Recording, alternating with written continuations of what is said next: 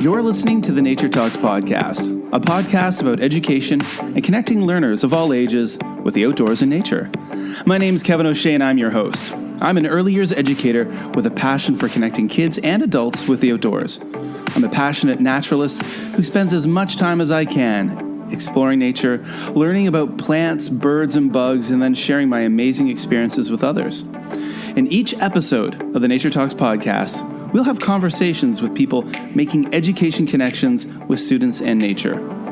More than any other time in history, we need to be sparking a passion for conservation and sustainability with the young and old alike. And in this podcast, we'll talk to educators, students, scientists, and citizens making a difference in the world today.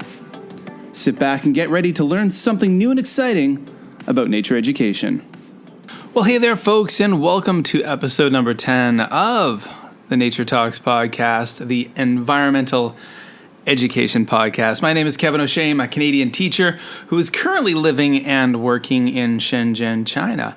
And I'm coming to you with another episode of the podcast. It's been a while, but this episode, this summer version of the podcast, the second summer version, episode 9, was a summer one too.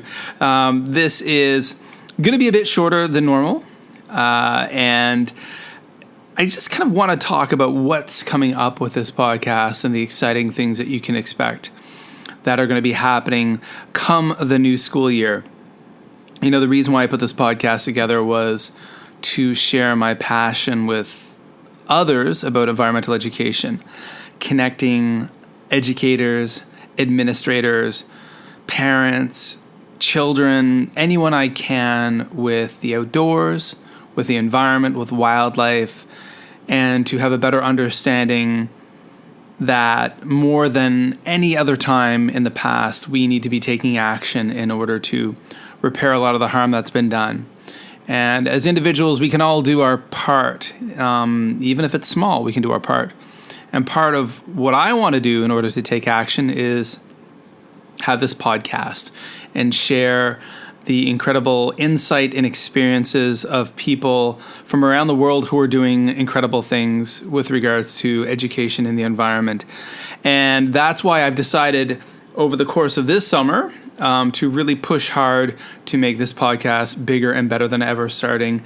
And what I've decided to do is something I haven't done before with podcasts, and that is to create seasons. So this episode number 10 will kind of end season 1, and season 2 will start in the new school year for me, which will be August next month. And I've already been working extremely hard behind the scenes to set up, to line up, to do the production work, to get guests, really great guests from around the world who are doing those inspirational things. And I've already started interviewing people. And within the next couple of weeks, I've got quite a few more interviews scheduled, arranged. And when episode number 11 comes out, we're going to hit the ground running, and we'll have a whole bunch of great content ready to go to share with you over the upcoming weeks and months. Yeah. So in this episode, I wanted to talk about a few things, a bit of housekeeping stuff, about some changes moving forward. But again, this is part of me taking action as an environmental educator, is to share these people, their inspirational stories with you in hopes of inspiring you who are listening. So, as the summer progresses, we are here in China, my family and I, and we were not able to leave to go home this summer because of the restrictions and here in China, the COVID restrictions, but also the fact that there are very few flights coming and going from mainland China, which meant that we essentially couldn't afford to fly. We normally would, but we just couldn't this year. So here we are. We've had a lot of time to sit and think over the summer, to have family time. Myself, I had surgery. I had an injury that's been plaguing me for many, many years. And since we were here and we had the time, I decided to have surgery done to repair that injury and get the convalescing, the healing done before the school year starts. And I'm really glad I made that decision because I think after going through the experience of having surgery, it would have been a much more challenging recovery if I was expected to go to work each day and deal with my students, and also, just make sure that I heal correctly. So I'm really glad that I'll be, heading back to school in August, and I'll be pretty much all healed up. which is great. But during that time, that recovery process, I had a lot of time to think and kind of really reflect upon this podcast and where I wanted to go with it. And I had a lot of time just laying on bed with my laptop because I couldn't move much, and then just kind of slowly moving around the house for a few weeks. And what I did is I spent a lot of time on Twitter. And if you are not on Twitter as an educator, you definitely should be. A great way to build your professional learning network. And I reached out to people who I know, and then a lot of people who I don't know. And what was really cool is that those people who I don't know were often very polite, very kind, and very eager to come on this podcast. So that's very exciting. Now, what I also did, and I'm going to share a little bit more about this later, is I created a new Facebook page for the podcast. So there is now a Nature Talks Podcast Facebook page, and there will be a link in the show notes with all the information to this. And before, I'd created a group and had almost 100 members in the group. And the group is great, but the thing is that it's harder for people to find a group. It's pros and cons. With a Facebook group, you've got more potential interaction within the group, but also the con, it's harder for people to find it. So we do want more people to find it because you want to increase the reach of the podcast and the message. So the Nature Talks Podcast, the Environmental Education Podcast Facebook page is out there with a lot of information about back episodes and other articles that are pertinent to environmental education. So please go over there, click on the link, and find the Nature Talks Podcast Facebook page and give it a like, give it a follow, and join the conversation. Now, what I wanted to talk about in this episode was something I've been aware of, but I suppose I didn't know the term until recently. In this past June, I was taking another environmental education course from Queen's University, and I've been doing that through distance education. I'm on the road to becoming an environmental education specialist. I've been studying through Queen's University for part of this past school year and really enjoying the courses that they have, the further professional development courses they have for Ontario educators, and really taking advantage of that. I'm actually going to be starting a new course in a couple of weeks, another environmental education course, and we're going to see where this takes us in the future. But a term that I came up with, I didn't come up with, I should say, I encountered in one of the modules I was studying was the term eco-anxiety. Now, eco-anxiety is something I've been aware of people coping with, dealing with, but I didn't know the term. So for those of you out there, today I'm going to do something a little bit different. Now, if you Google search eco-anxiety, there's a lot of information about it, what it is. But what I'm going to do is I found an article in The Guardian, the British newspaper The Guardian, which I thought really kind of summed things up well. And what I'm going to do is I'm going to read this article to you, and then I'm going to have a quick chat with my 12-year-old son, my newly minted 12-year-old son, because he came to me just literally a couple of days after I finished my module on eco-anxiety at Queen's University, and he came to me expressing that he was feeling eco-anxiety, and it was really bothering him, and we had some really great conversations about that. So I'm going to bring him on to have a little chat. So back to that article from the Guardian newspaper from October 6, 2021. And the headline goes, Eco-anxiety, fear of environmental doom weighs on young people. Although not a diagnosable condition, experts say climate anxiety is on the rise worldwide. Then we get into the article itself. The climate crisis is taking a growing toll on the mental health of children and young people, experts have warned. Increasing levels of eco-anxiety, the chronic fear of environmental doom, were likely to be underestimated and damaging to many in the long term, public health experts said. Writing in the British Medical Journal, Mala Rao and Richard Powell of Imperial College London's Department of Primary Care and Public Health said eco-anxiety risks exacerbating health and social inequalities between those more or less vulnerable to these psychological impacts.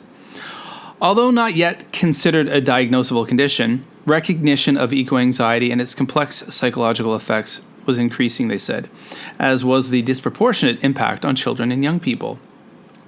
In their article, they pointed to a 2020 survey of child psychiatrists in England, showing that more than half, 57%, are seeing children and young people distressed about the climate crisis and the state of the environment. A recent international survey of climate anxiety in young people aged 16 to 25 showed that the psychological burdens of the climate crisis were profoundly affecting huge numbers of these young people around the world, they added.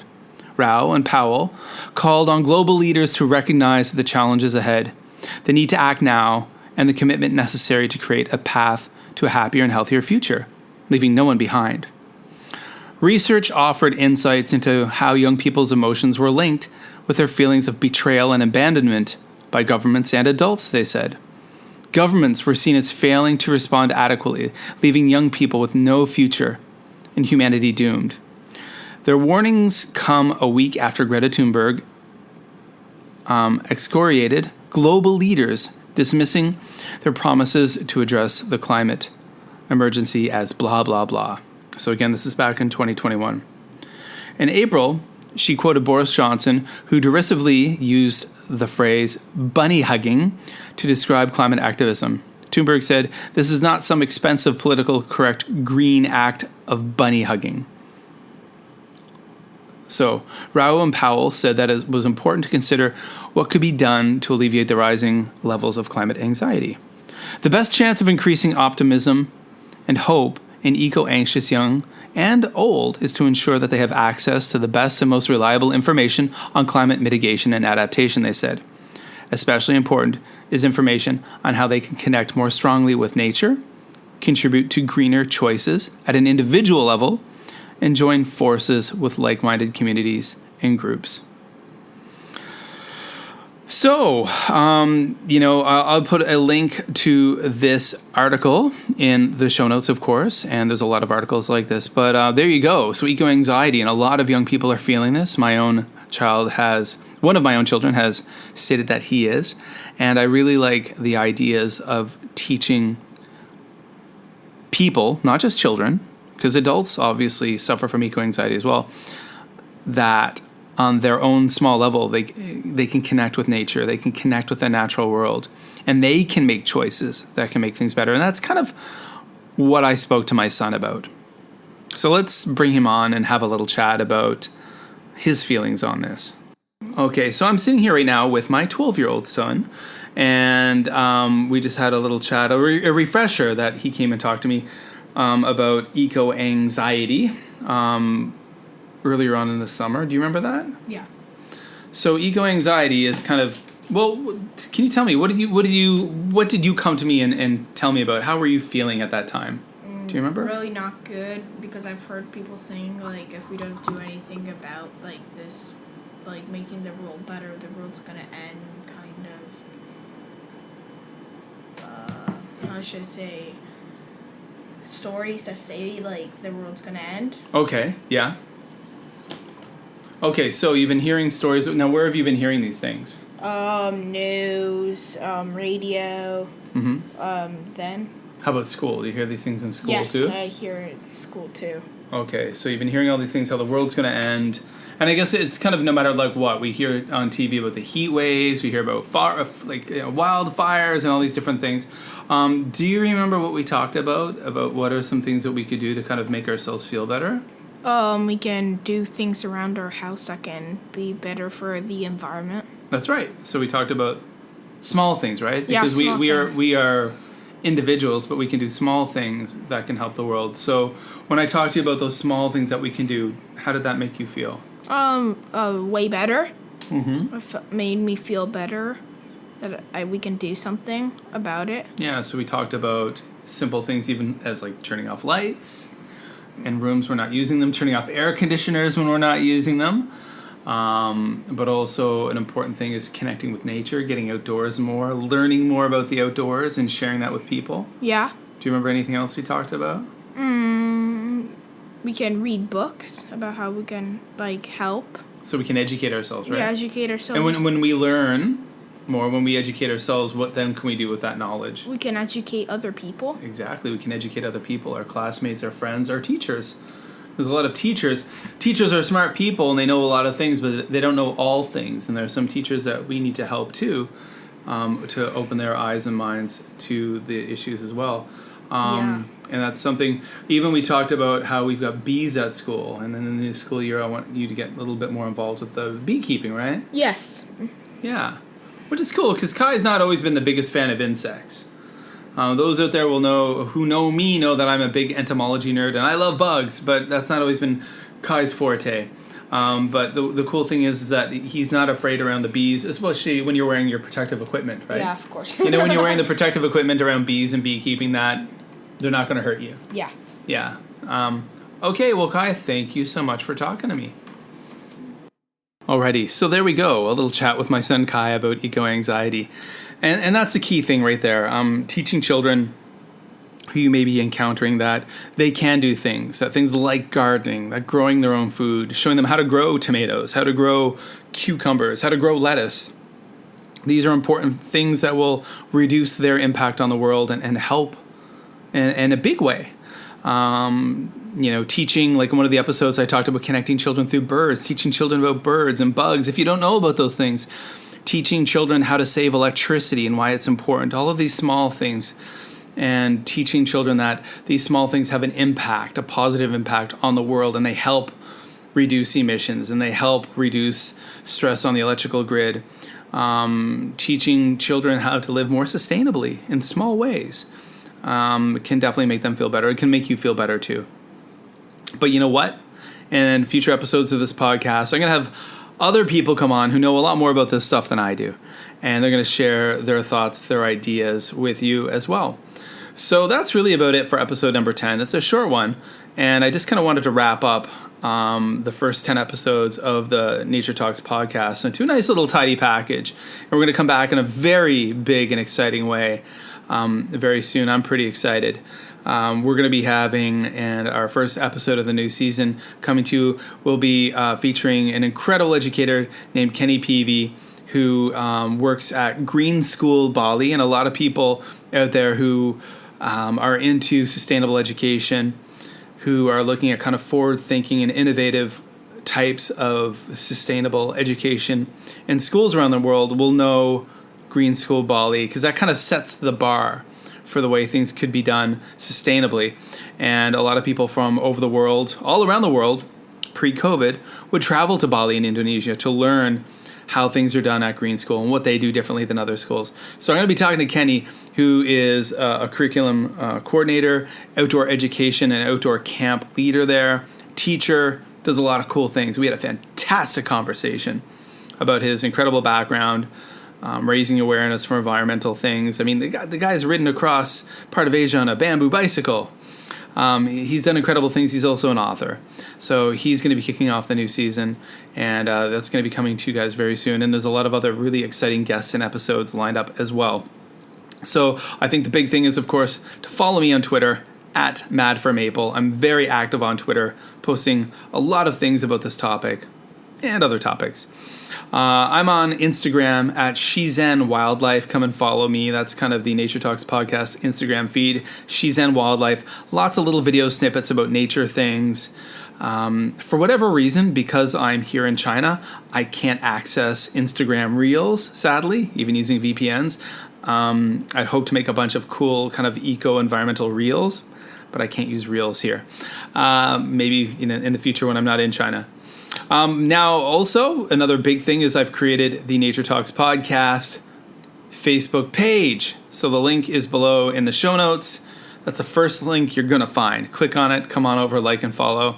If you're in the group, I'm going to share more information in the group about migrating over to the Facebook page. That would be ideal because that's where I'm going to be active. And that's it, guys, for episode number 10 of the Nature Talks podcast, the environmental education podcast. My name is Kevin O'Shea. I'm your host. I am a primary educator, environmental educator based in Shenzhen, China. And I'm really excited for all of you to be on board and listening to this podcast. And you can help us grow. You can help take action by taking action of your own. And how can you do that? Well, you can tell other educators about the Nature Talks podcast. Tell your school administrators. If you use Twitter, retweet my tweets about it. Share my tweets about it. If you're on Facebook, when I post information on the Facebook page, please share. Share to any environmental education groups you may be in, or just education groups in general. Let's help this podcast grow. There's a lot of fantastic education podcasts out there, but there's not as many environmental education podcasts as I think there really should be. So help us grow, and a lot of exciting stuff coming your way. So that's it for this episode. I hope you guys are having a fantastic summer wherever you are in the world. Hope it's not too hot where you are. It certainly is here. So I'm going to have a cold beverage, and I'm going to, get outside, spend some time in nature. All right, folks, take care. Hope you're happy, and I hope you're healthy.